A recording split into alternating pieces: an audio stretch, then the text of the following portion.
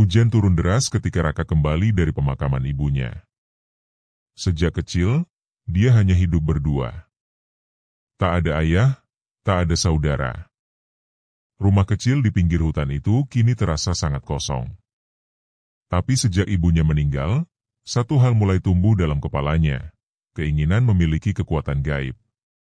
Bukan sekadar ilmu hitam, tapi kekuatan sejati yang bisa membuatnya disegani, bahkan ditakuti.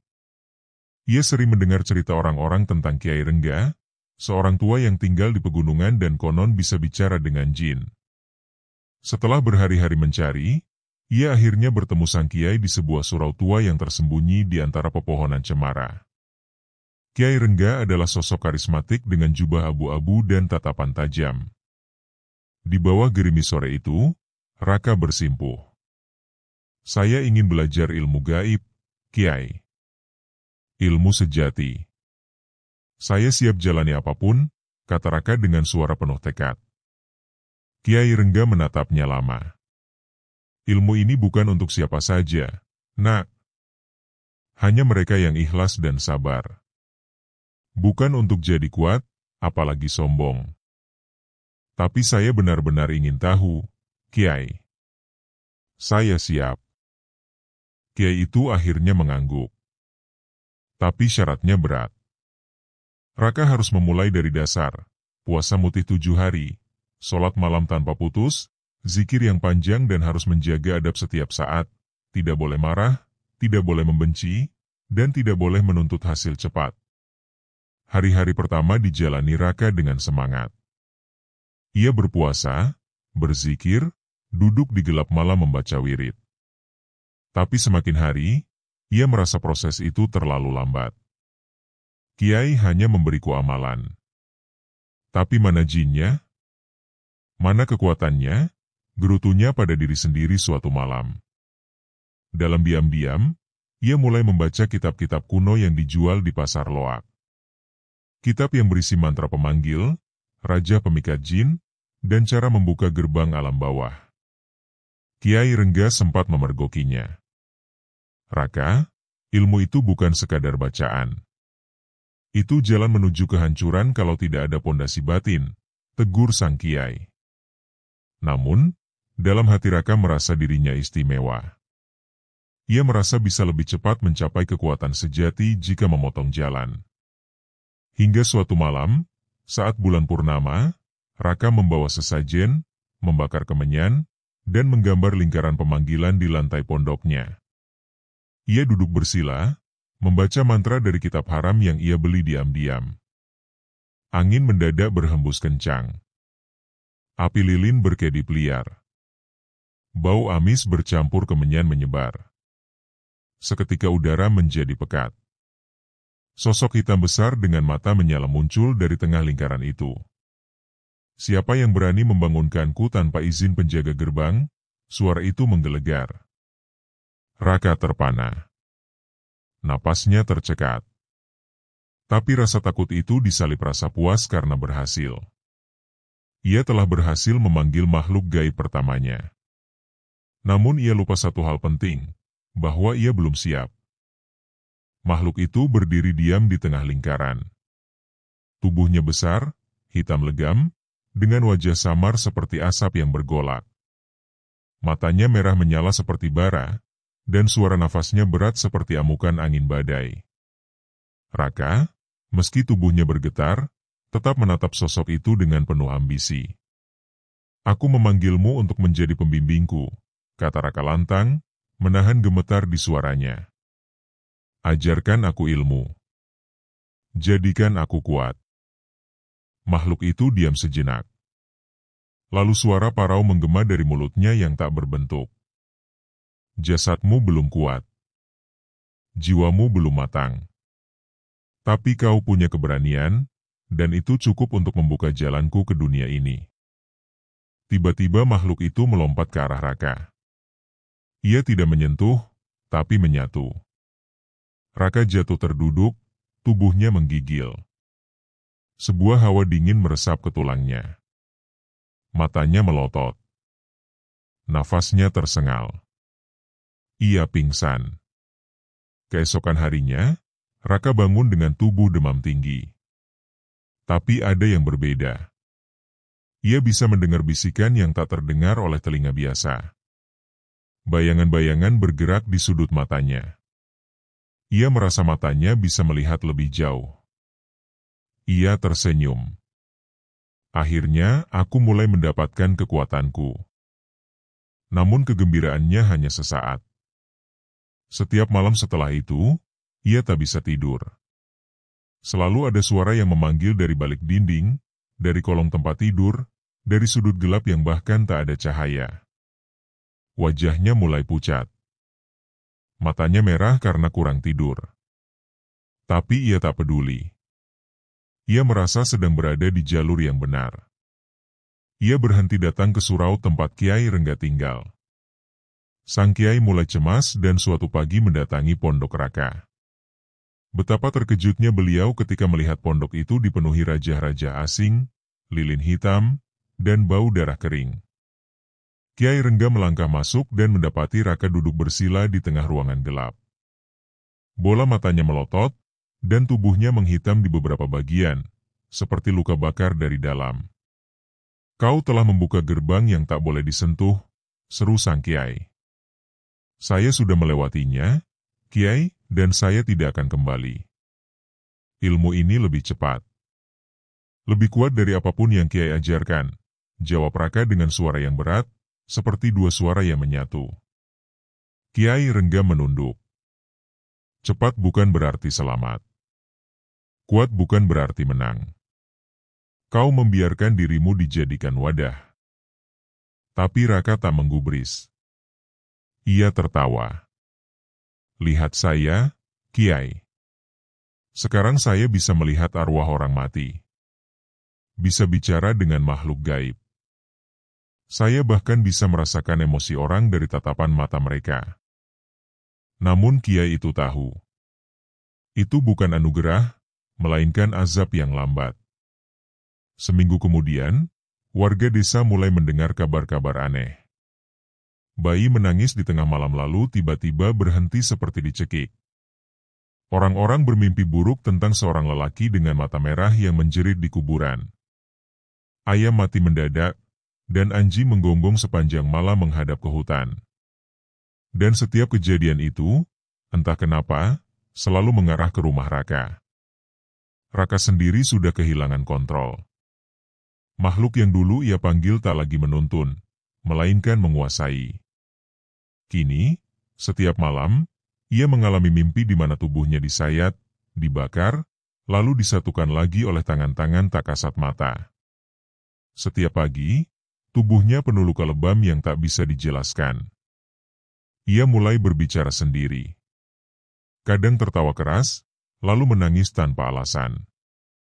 Ia menulis simbol-simbol di dinding rumah, mengukir raja di kulitnya sendiri, dan sesekali keluar ke desa dengan mata merah menyala, membuat orang-orang ketakutan. Suatu hari, ia mencoba mengangkat tangan dan memerintahkan seekor kucing liar berhenti bergerak. Ajaibnya, kucing itu mendadak kaku dan mati berdiri. Tapi dari dalam tubuh kucing itu, keluar belatung dalam jumlah besar, yang melata ke arah kaki Raka. Ia panik dan berlari pulang sambil menjerit, namun di rumah pun ia mendengar tawa makhluk yang dahulu ia panggil. Kau ingin kekuatan, Raka?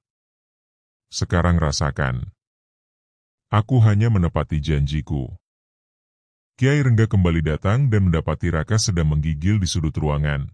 Matanya kosong, mulutnya berbisik terus-menerus tanpa arah. Ia sudah tak lagi menjadi manusia yang sama. Sang Kiai mencoba membacakan doa-doa perlindungan. Tapi tubuh Raka justru kejang dan mengeluarkan bau busuk seperti bangkai.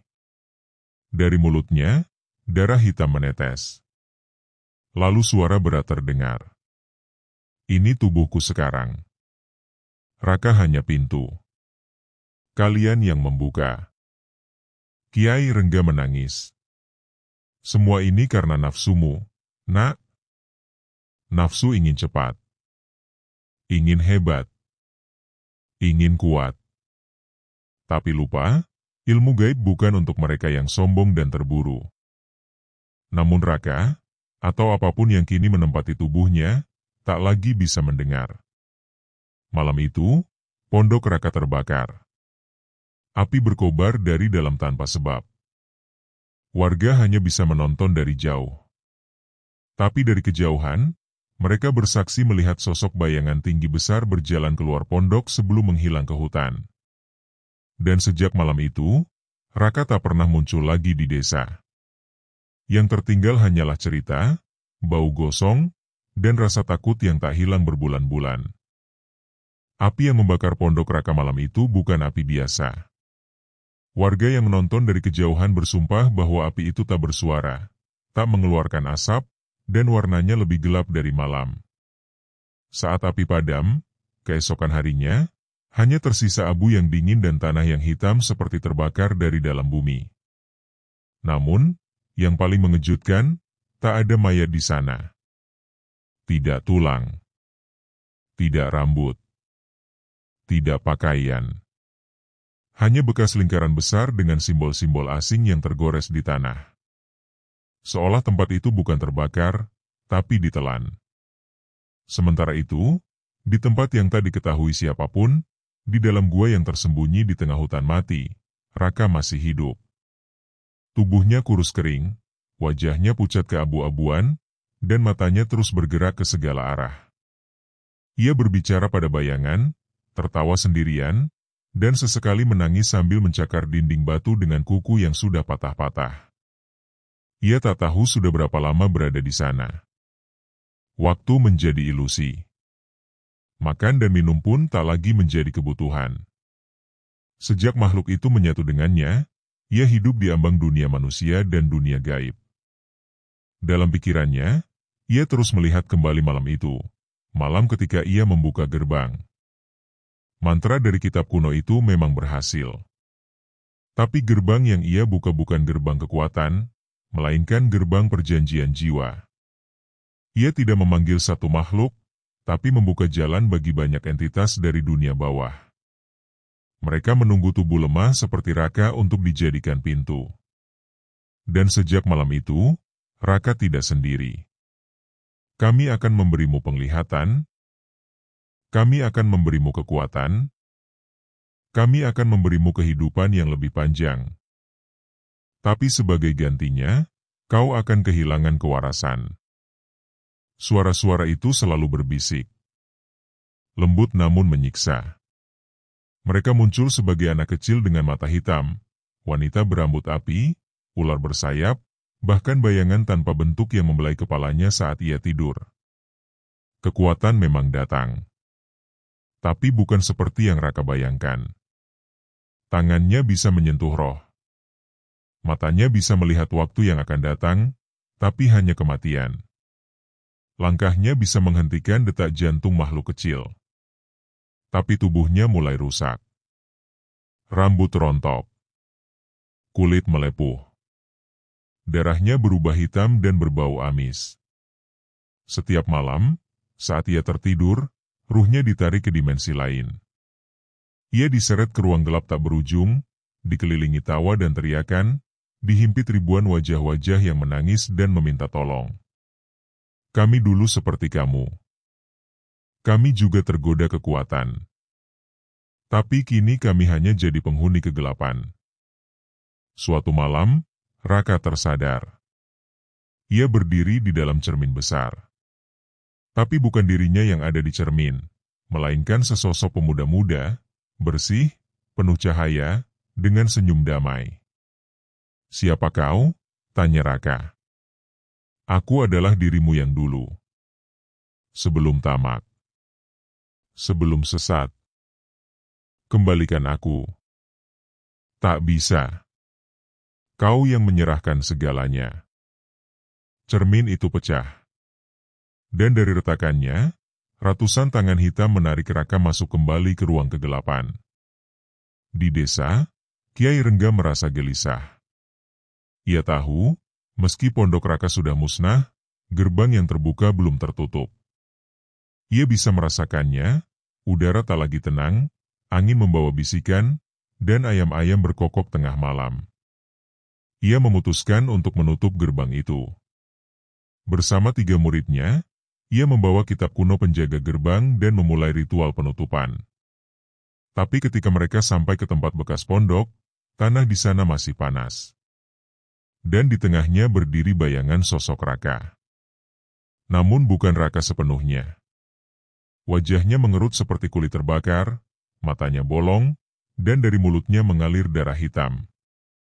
Tapi ia tetap berdiri, diam, menatap Kiai dengan mata kosong. "Kau bukan Raka," ujar sang Kiai. "Dia ada di sini." Tapi bukan lagi pengendali, suara itu menjawab. "Ia hanya ruang kosong yang kami isi. Kembalikan dia. Jangan jadikan tubuh manusia sebagai pintu." Terlambat. Gerbang telah terbuka. Kau bisa tutup 1, tapi 1000 lainnya telah kami temukan. Seketika tanah bergetar. Suara jeritan terdengar dari bawah bumi. Angin bertiup deras, dan cahaya matahari mendadak tertutup awan hitam. Kiai Rengga segera membaca ayat-ayat langit, menyematkan raja ke tanah, dan memulai penutupan. Tapi tubuh Raka meledak dalam cahaya hitam, terpecah menjadi debu, lalu menghilang seperti ditelan kabut. Setelah itu, semua kembali tenang. Tapi Kiai Rengga tahu, itu hanya permukaan. Gerbang memang berhasil ditutup, tapi tidak sepenuhnya. Di dimensi lain, Raka masih hidup. Atau setidaknya, bagian dari jiwanya masih terikat dalam kegelapan. Ia bukan lagi manusia.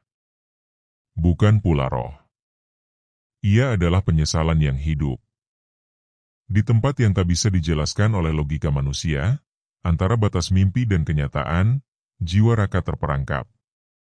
Tidak sepenuhnya mati, tidak sepenuhnya hidup. Ia hanyalah kepingan-kepingan kesadaran yang melayang dalam ruang tanpa arah, dikelilingi kegelapan yang bergerak seperti makhluk hidup. Ia mencoba berteriak, tapi tak ada suara yang keluar. Bahkan pikirannya sendiri terdengar seperti gema yang menyakitkan. Setiap detik yang berlalu terasa seperti abad. Setiap kenangan yang muncul di kepalanya terdistorsi menjadi mimpi buruk. Ia melihat kembali wajah ibunya, sosok terakhir yang mencintainya sebelum dunia ini menyeretnya masuk ke jurang gaib. Tapi wajah itu berubah menjadi mayat, lalu membusuk, lalu tertawa dengan suara makhluk yang dulu ia panggil. "Raka, kau anak yang baik, tapi terlalu sombong," suara itu menggeram dari balik kegelapan. Di desa, orang-orang mulai bermimpi buruk.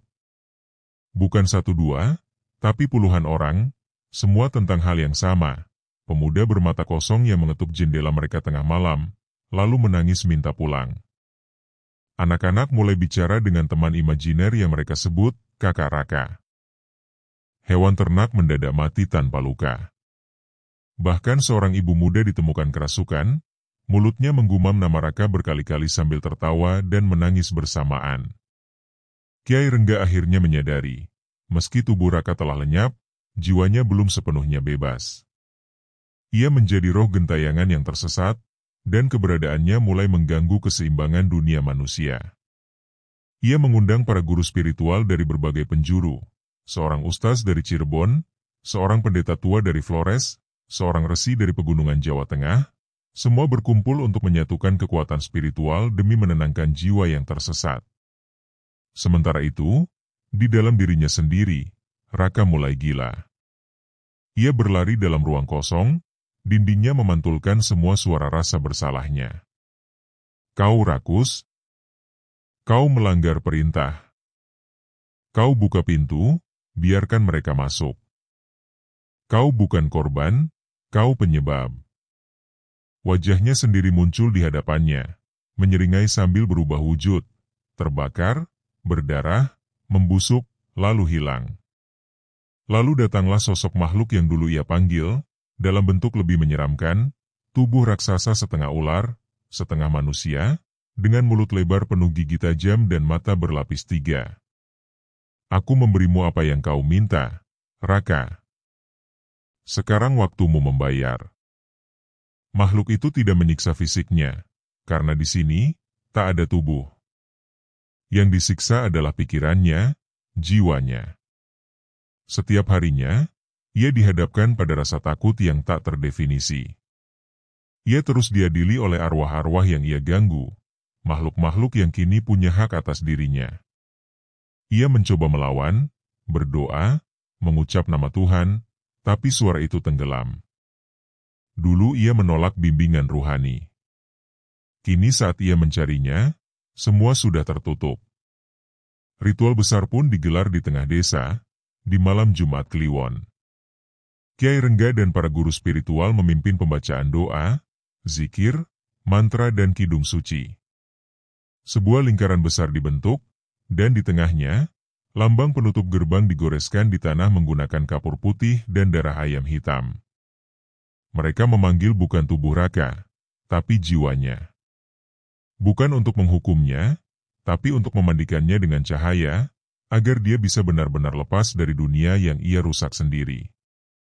Namun ketika ritual dimulai, tanah bergetar. Angin bertiup memutar.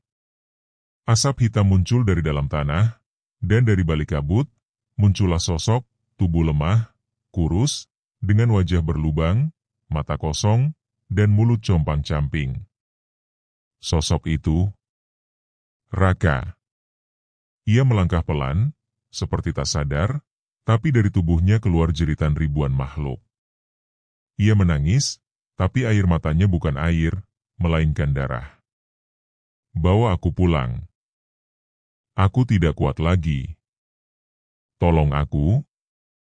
Namun saat para guru mencoba membimbing jiwanya dengan doa, sosok makhluk raksasa muncul di belakangnya, makhluk yang telah menguasainya sejak awal. Ia menjerit, mengamuk, mengguncang tanah. Dia milikku. Jiwa ini adalah milik kami, makhluk itu mengaum. Namun Kiai Rengga tidak gentar. Ia memimpin semua untuk berseru, menggetarkan tanah dengan doa. Suara mereka menyatu, menyilaukan, membakar tubuh gaib itu.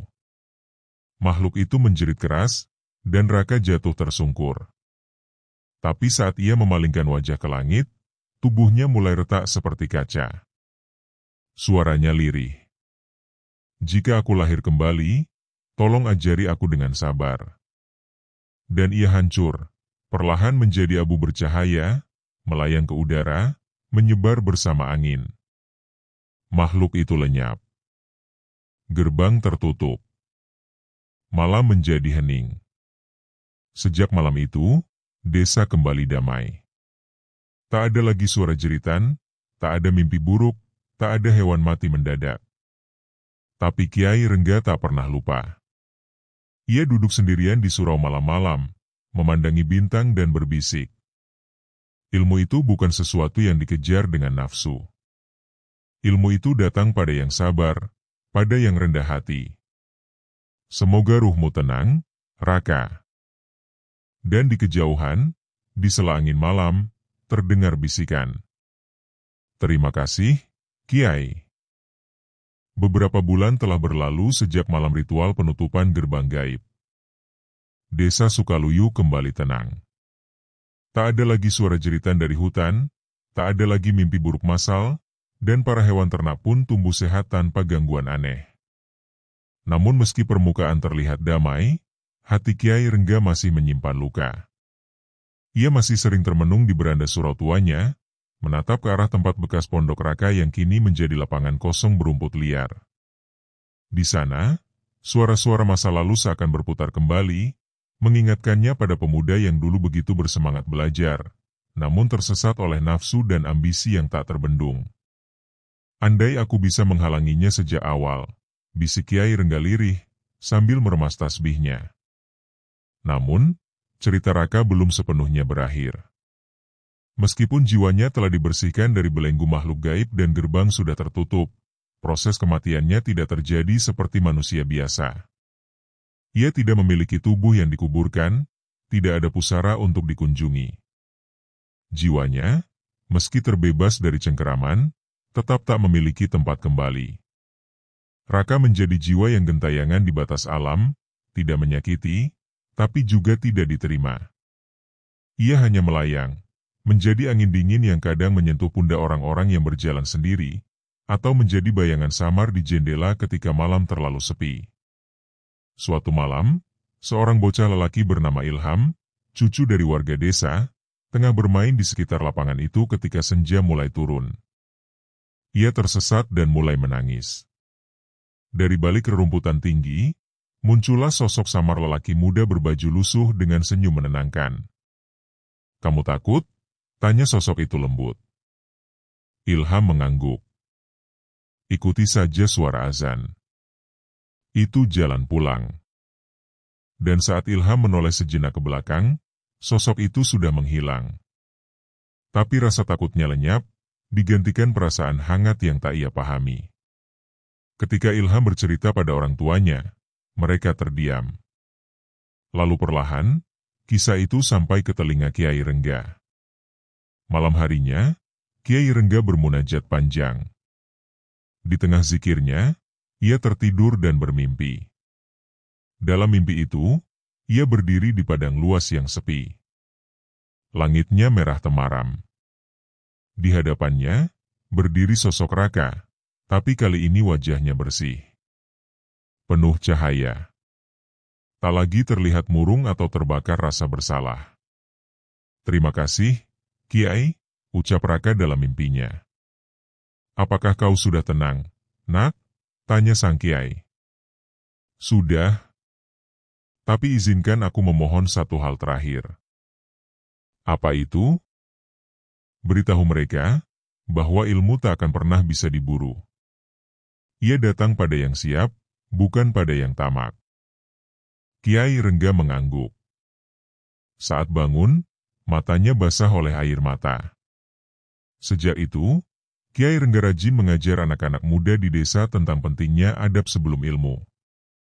Ia tidak lagi sembarang menerima murid. Setiap orang yang datang minta diajari ilmu batin, harus melalui ujian batin lebih panjang, puasa, pelayanan, pengabdian, dan rendah hati. Ilmu bukan untuk menjadi kuat, tapi untuk menjaga yang lemah, katanya berkali-kali. Cerita tentang Raka perlahan menjadi legenda. Orang-orang menyebutnya pendosa ilmu. Tapi tak sedikit yang juga menyebutnya penyesal yang disucikan. Beberapa tahun kemudian, di lokasi bekas pondok Raka, warga mendirikan sebuah musola kecil.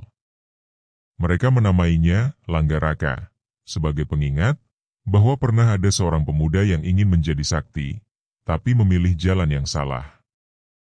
Musola itu selalu ramai. Aneh tapi nyata, siapapun yang sholat di sana merasa lebih tenang, lebih jernih. Ada yang bilang, itu karena tempat itu dulu dibersihkan oleh zikir para guru. Tapi Kiai Rengga tahu, itu karena jiwa Raka, yang dulu tersesat, kini menjadi penjaga sunyi di tempat itu. Mengawasi dengan tenang. Menebus dosanya dalam diam. Suatu malam, Kiai Rengga yang kini mulai menua, bermimpi lagi. Kali ini ia melihat padang yang lebih cerah. Raka duduk di bawah pohon besar, mengenakan pakaian putih, wajahnya bersih. Ia tersenyum, lalu berdiri dan melangkah ke arah cahaya putih di ujung padang. "Sampai jumpa, Kiai," katanya, sebelum menghilang. Dan kali ini, Kiai Rengga tahu. Raka benar-benar telah pergi. Tak lagi gentayangan. Tak lagi tersesat. Ia telah wafat dengan damai. Epilog. Ambisi tanpa adab adalah jalan menuju kehancuran. Ilmu tanpa kesabaran akan menjadi racun yang memakan jiwa. Dan kekuatan sejati hanya akan menghampiri mereka yang ikhlas menjaga hati, bukan mereka yang mengejarnya dengan nafsu. Inilah kisah Raka, sang pendosa ilmu.